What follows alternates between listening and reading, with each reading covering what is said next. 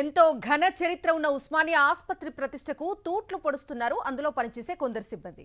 అడుగడుగునా నిర్లక్ష్యం, ఎటు చూసినా అపరిశుభ్రత. పేద రోగులను కూడా చూడకుండా సిబ్బంది చేతివాటం ఆసుపత్రి పరువు తీస్తోంది. రోజు 1000కి పైగా రోగులు వచ్చే ఉస్మానియా ఆసుపత్రిలో భవనాలు సరిపోక రోగులు ఇబ్బంది పడుతున్నారు. ఉస్మానియా ఆసుపత్రికి నూతన భవనాలు త్వరగా నిర్మించాలని డిమాండ్ చేస్తున్నారు రోగులు. నిజాం రాజుల నుంచి పేద రోగుల వరకు వైద్య సేవలు అందించిన చరిత్ర ఉస్మానియా జనరల్ ఆసుపత్రిది. గతమెంతో ఘన చరిత్ర కలిగిన ఉస్మానియా జనరల్ ఆసుపత్రిలో ప్రస్తుత పరిస్థితి ఎలా ఉందో ఓలుక్కేద్దాం. ఉస్మానియా జనరల్ ఆసుపత్రికి 100 ఏళ్లకు పైగా చరిత్ర ఉంది. 19వ శతాబ్దంలో నిర్మించిన ఆసుపత్రి 1908లో మూసీ నదికి వచ్చిన భారీ వరదలతో ధ్వంసమైంది. అదే ప్రాంతంలో 1920 నాటికి పెద్ద ఆసుపత్రి నిర్మించారు 7వ నిజాం రాజు మీర్ ఉస్మాన్ అలీ ఖాన్. ఇండో బ్రిటిష్ వాస్తు శైలిలో ఉస్మానియా ఆసుపత్రి భవనాలు నిర్మించారు. అప్పట్లోనే 20 లక్షల రూపాయల వ్యయంతో ఆసుపత్రి నిర్మాణమైంది.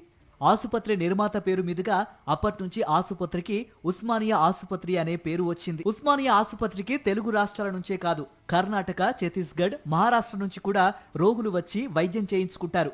19వ శతాబ్దంలోనే ప్రపంచంలోనే తొలిసారి ఇక్కడ క్లోరోఫామ్ అనెస్థీషియా ఇస్తుండేవాళ్ళు. ఉస్మానియా ఘనతను ఆనాడే ప్రపంచమంతా గుర్తించింది. అప్పట్లో రోగులే కాదు, నిజాం రాజులు, వాళ్ళ కుటుంబ సభ్యులు కూడా ఉస్మానియా ఆసుపత్రిలోనే వైద్యం చేయించుకునేవాళ్ళు. ఉస్మానియా ఆసుపత్రి ఏర్పాటయ్యాక ఇప్పటి వరకు అనేక లక్షల మంది రోగులకు వైద్య సేవలు అందించింది. ప్రతిరోజు 1000 మందికి పైగా రోగులు వచ్చి ట్రీట్మెంట్ చేయించుకుంటూ ఉంటారు. ఆసుపత్రిలో అవయవ మార్పిడి ఆపరేషన్లు చేస్తున్నామని, స్కిన్ బ్యాంకు కూడా ఉందని సూపరింటెండెంట్ రాకేష్ సాహే చెప్పారు. ఒక భవనం తగ్గడం వల్ల పడకల సంఖ్య తగ్గిందని, త్వరలోనే కొత్త భవనాల నిర్మాణం అందుబాటులోకి వస్తాయని ఆశిస్తున్నామని తెలిపారు ఆయన. ఇప్పుడు కొత్త గవర్నమెంట్ మనకి కొత్త భవనం కూడా శాంక్షన్ చేసినారు. సీఎం గారు ఇంకా హెల్త్ మినిస్టర్ గారు అందరూ వాళ్ళు ఈ కొత్త భవనంని శాంక్షన్ చేసినారు. అది దాన్ని ఎదురు చూస్తున్నాము. ఒక 2.5 yearsలో వచ్చేటట్టు సూచనలు ఉన్నాయి. సో దీంతో మనకి అక్కడ ఇంకా ఫర్దర్ ఫెసిలిటీస్ ఎక్స్పాండ్ అవుతున్నాయి. అంటే అక్కడ 200 పడకాలు ఉండడము, ఇంకా ఆపరేషన్ థియేటర్స్ కూడా 30 ఆపరేషన్ థియేటర్స్, కొత్త డిపార్ట్మెంట్లు, ఇంకా ట్రామా కేర్ సెంటర్, అన్ని రకాలుగా ఇవన్నీ ఫర్దర్ ఇంప్రూవ్మెంట్స్ జరిగే అవకాశం ఉన్నాయి ఈ కొత్త దాంట్లో. సో దానికి మేము ఎదురు చూస్తున్నాము. ఇప్పుడు డెఫినెట్లీ 100 ఏండ్ల కన్నా పైన ఉన్న హాస్పిటల్లో కొన్ని ప్రాబ్లమ్స్ ఉంటాయి. అవన్నిటికీ చూసి మేము ఎక్కడెక్కడ రెక్టిఫై చేయగలుగుతాము చేస్తున్నాము. గవర్నమెంట్ సపోర్ట్ తీసుకుంటాము, గవర్నమెంట్కి ఇన్ఫార్మ్ చేస్తున్నాము. అన్నీ దానికి రెక్టిఫై చేస్తున్నారు. ఎక్కడెక్కడ అవసరం ఉన్నాయని ఈ చర్యలు తీసుకుంటున్నాము. అండ్ సడన్లీ మేము అన్ని రకాలుగా ఇవన్నీ మెజర్స్ తీసుకొని పబ్లిక్కి ప్రాబ్లమ్స్ రాకుండా పబ్లిక్కి అన్ని బెనిఫిట్స్ దొరికినట్టు చూస్తున్నాం.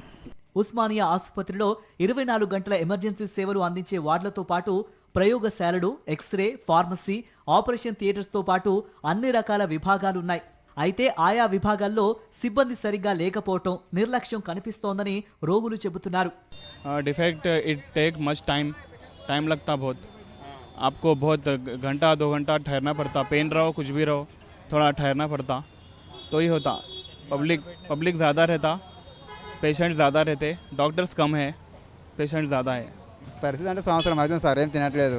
ఖాళీ పైప్ ద్వారా వాటర్ నీళ్ళు వేయడం జరుగుతుంది. ఇక్కడ సౌకర్యం అంటే నేను మొన్నటికి వెళ్ళి చూస్తున్నా, కొద్దిగా మేలే, కొద్దిగా అంటే రూపాయల బారాన బాగా మేలే చూస్తున్నారు. కాకపోతే ఆ గడ్డలు అనేది తగ్గట్లేదు అని అంటున్నారు. రేపు పైప్ చూస్తే రేపు స్కెనర్ ఎవరు చెప్పన్నా ఇది డాక్టర్ లేరు, అది లేరు, ఇది లేరు అంటారు.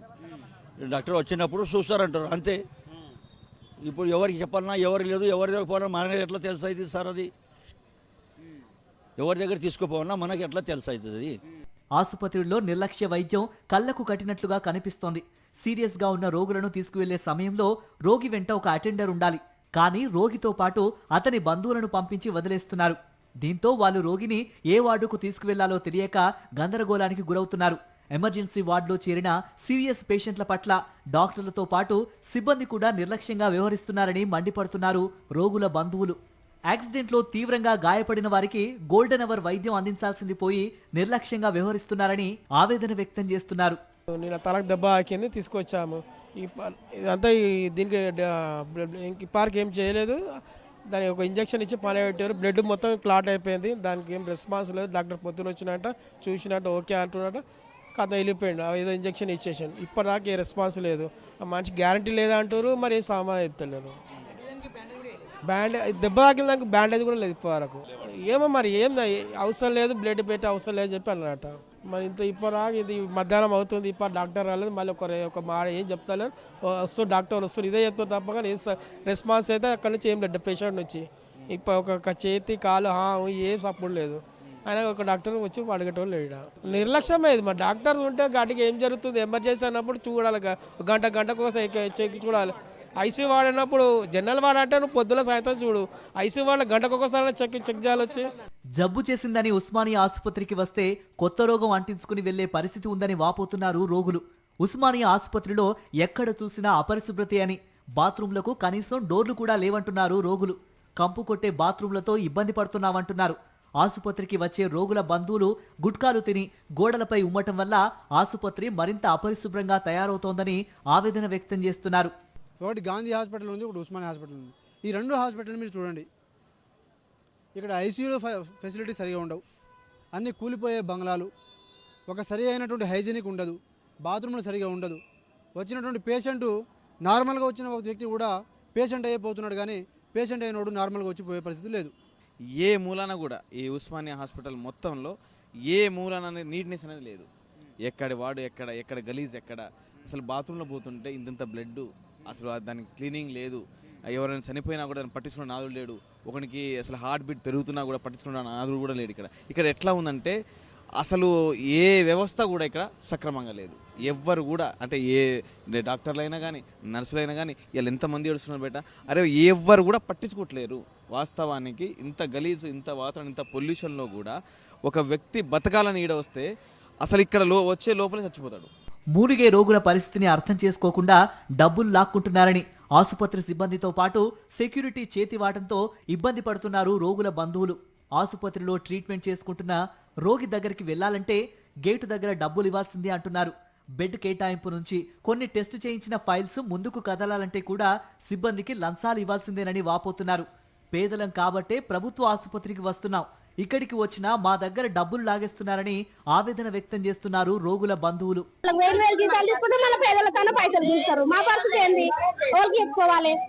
శుభ్రంగా మంచిగానే ఉంది, గట్టనే ఉంది, కానీ మమ్మల్ని అయితే లోపలికి కొనిస్తలేరు. వచ్చిన జనాన్ని అయితే లోపలికి కొనిస్తలేరు. పైసలు అంటే ఎడిగంటే వస్తాం మేము 150 వేసుకుని వస్తాం. ఈడ ఇయ్యాలి, ఆడ ఇయ్యాలి, మళ్ళీ ఆడ లేడీస్కి ఇవ్వాలి, మొబైల్కి ఎంతమందికి ఇచ్చుకుంటా పోతే ఎన్ని ఉంటాయి మాకు ఆడ. మేము అంత దూరం కంటే వస్తే బాగాలేని పేషెంట్లను చూస్తుందికే వస్తాం. మేము 100 వేసుకొచ్చుకుంటాం, 1000 వేసుకుంటున్నాం, మా అంటే 200 300తో వస్తాం. మళ్ళీ మాకు పోతాం కిరాయిలు వద్దా, ఊరు జరాలనే వద్దాం. మేము వచ్చి మాకు బాగా అనిపించదా? ఇట్లా పొద్దున్న 11 గంటలకు వస్తే 3 గంటల వరకు పైకి పోనీయాలి. మమ్మల్ని పాలు మా దగ్గరనే, జ్యూస్ మా దగ్గరనే, ఇచ్చిన చిట్టి మా దగ్గరనే, చిట్టి గుంజుకొని 2 రౌండ్లు చూపించిండు ఆయన. ఓపిక లేక పొద్దుగాల నుంచి తిరుగుతున్నా. ఈ ఉస్మానియా హాస్పిటల్లో మా అమ్మ చచ్చిపోయింది, మా నాయన చచ్చిపోయిండు, మా అన్న చచ్చిపోయిండు, మా బావ చచ్చిపోయిండు. ప్రతి వాజ్పేయి తన పశలు లోపట్టుకోనికి జర ఇడుగు సారు అంటే ఇడుగుడు ఒకటి, మళ్ళా జరగ్గి కుర్చీ ఇమ్మంటే ఇయ్యరు.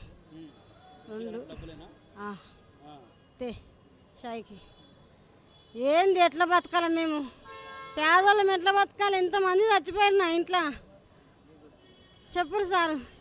ఇది మంచిగా చేపిస్తేనే మంచిది, లేకపోతే మంచిది కాదు. ఉస్మానియా ఆసుపత్రి భవనాలు పురాతనమైనవి కావడంతో కొత్త భవనాల నిర్మాణానికి పూనుకుంది తెలంగాణ సర్కార్.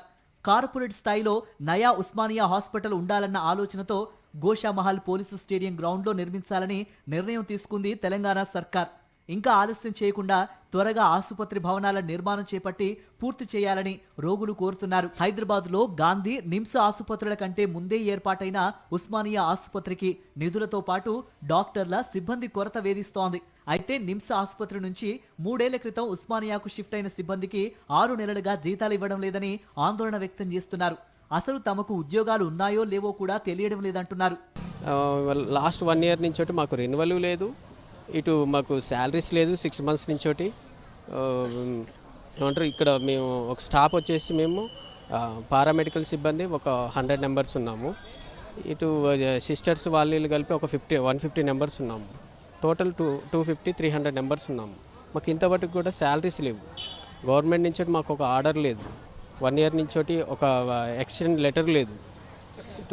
ఏమంటారు శాలరీస్ లేవు. ఫ్యామిలీని పోషించుకోవడం ఇబ్బంది అవుతుంది. ఎంతో ఘన చరిత్ర కలిగిన ఉస్మానియా ఆసుపత్రి పరిస్థితి గత వైభవంగా మిగిలిపోయే పరిస్థితులు కనిపిస్తున్నాయి. రోగులు పెరుగుతున్న స్థాయిలో ఆసుపత్రిలో పడకలు లేవు. సిబ్బంది, డాక్టర్ల కొరత కూడా వేధిస్తోంది. ఇప్పటికైనా త్వరగా నూతన భవనాలు నిర్మించాలని డాక్టర్లతో పాటు రోగులు కూడా కోరుతున్నారు. అపరిశుభ్రత లేకుండా డాక్టర్లు నిర్లక్ష్యంగా వ్యవహరించకుండా ట్రీట్మెంట్ చేయాలంటున్నారు రోగులు. ఉస్మానియా జనరల్ ఆసుపత్రికి నూతనంగా నిర్మించే భవనాలను త్వరితగతిన పూర్తి చేసేసి వైద్య సేవలు మరింత మెరుగ్గా అందించాలంటున్నారు రోగులు. కెమెరా పర్సన్ కుశాల్తో రవిచంద్ర, సాక్షి టీవీ, హైదరాబాద్.